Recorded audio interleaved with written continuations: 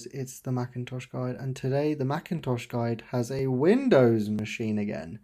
I actually found this machine lying in one of my tech cupboards, and it is a Optiplex 3060 Dell, of course, and this is a micro form factor machine by Dell. So why am I showing you this? You're a Mac channel. Well, I actually found this machine and I thought, do you know what?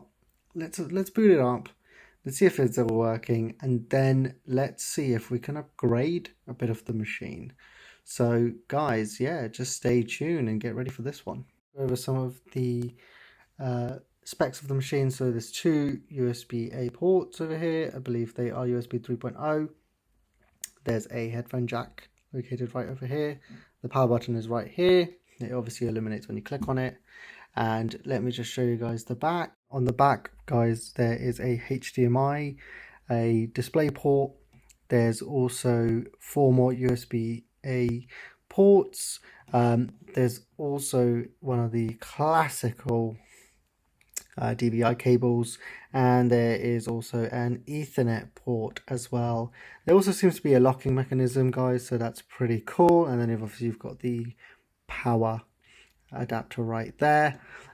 This machine actually only takes about, I believe it's only about 35 watts, 35 to about 60 watts, which is incredibly good in current day. Yeah, let's just get this machine plugged in and boot it up. So we've actually booted into Windows 11. So the actual machine was with Windows 10. However, I was just able to upgrade it and just did a clean install. There's a lot of private stuff on there, so I thought it just makes sense to upgrade to Windows 11 and just see how performance is. So yeah, let's just have a look at the specs of the machine, guys. The machine over here, as you can tell, it's an Optiplex 3060. And if we scroll all the way to the bottom, we should just be able to get the about information, and you can see over here, so it is an Intel Core i3-8100T with a CPU of 3.1 gigahertz. It has 8 gigs of RAM. I believe this actually came with 4 gigs of RAM, guys, and I upgraded this with 2 4GB sticks to bring it to 8 gigabytes in the past. It has Windows 11 Pro. Obviously, I just did an update on it. And yeah, guys, it's obviously pretty good as a desktop, I'd say. If you need to do some Word documents and Excels and whatever, this machine will be absolutely fine to do your very light browsing. Obviously, you can't do any gaming with this type of stuff. So guys, now that we've seen the video for the i3, why don't we get an i5 CPU installed on it that supports it? So I've got an Intel Core i5 8400T. It's a 6-core processor, and yeah, just wanted to see what difference it can make and going into a 6-core processor. So guys, let's just go through the installation straight away. So it's really a simple matter. So the way we will do this is by twisting this little screw, and once we've unlatched that, it will then allow us to open up the top case. So let's just do that now. I believe I was unscrewing it incorrectly.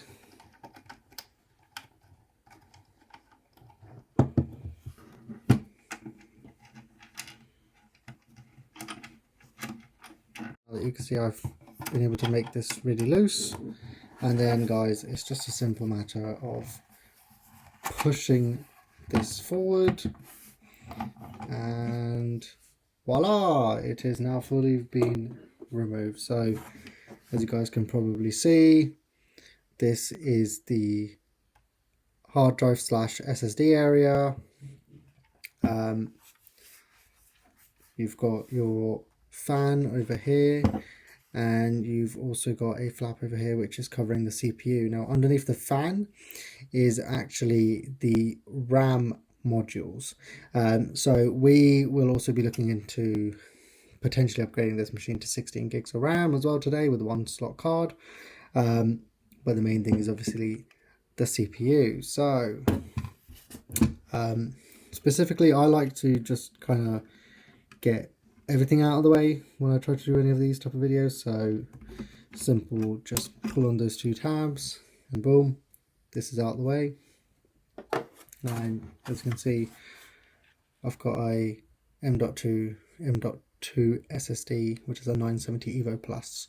This is a 500 gig SSD.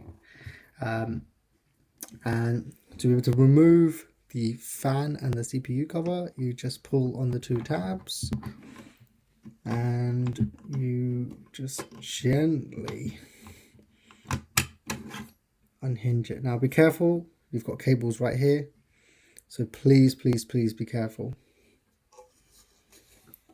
So that's obviously now revealed a bit more. So just to give you guys a better view, there's two 4 gig sticks right here, M.2 SSD as mentioned earlier, and you also have a SSD / hard drive connector as well if you want to put in a 2.5 inch hard drive or SSD. And obviously you've got this, which is obviously hiding the CPU. It's the CPU cooler. So I'm going to open this up and we'll go into upgrading the CPU, guys.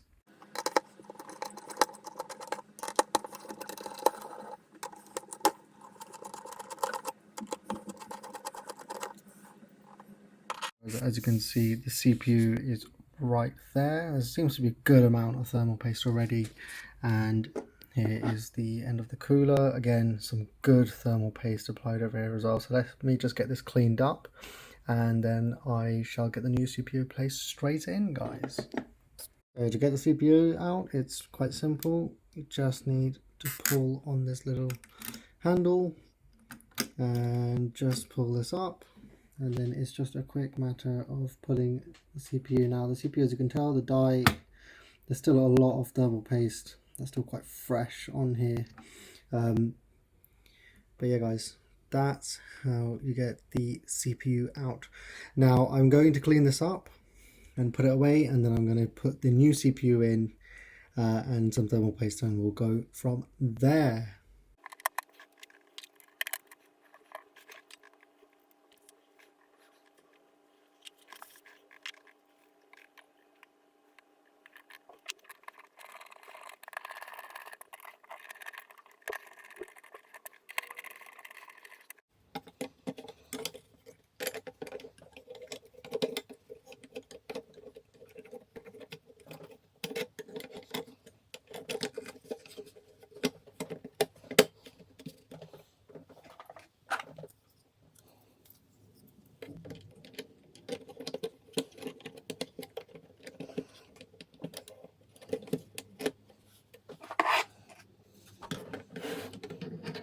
As soon as I turn it on, the first thing I see is updates are underway. Please keep your computer on. So it seems that the CPU possibly has registered, but let me just wait and see what happens. Any CPU you buy from eBay, you should always check that this is a legitimate CPU. So I'll use the Intel processor diagnostic tool from Intel's website, and as you can tell, it is a legitimate CPU. It has passed all of the tests as well. So yeah guys, what do I think of this machine? After upgrading the CPU, guys, it's made a difference. What I also actually did is roll back to Windows 10, and guys, it's smooth as hell. So I would definitely say is if you can get one of these machines for cheap and not with an i3, go for the i5, either the 84, the 8500. I believe the 8700 i7 might be a bit of an overkill, but guys, it's a beautiful machine. It does your daily tasks if you needed to. You could probably pick one of these that's for quite cheap, for 150 to £200 in the UK. So yeah guys, thank you for watching. It's a bit of a random video in the week, but I just couldn't resist making a video on this one. If you enjoyed the video guys, leave a like and of course subscribe, and I'll see you in the next one.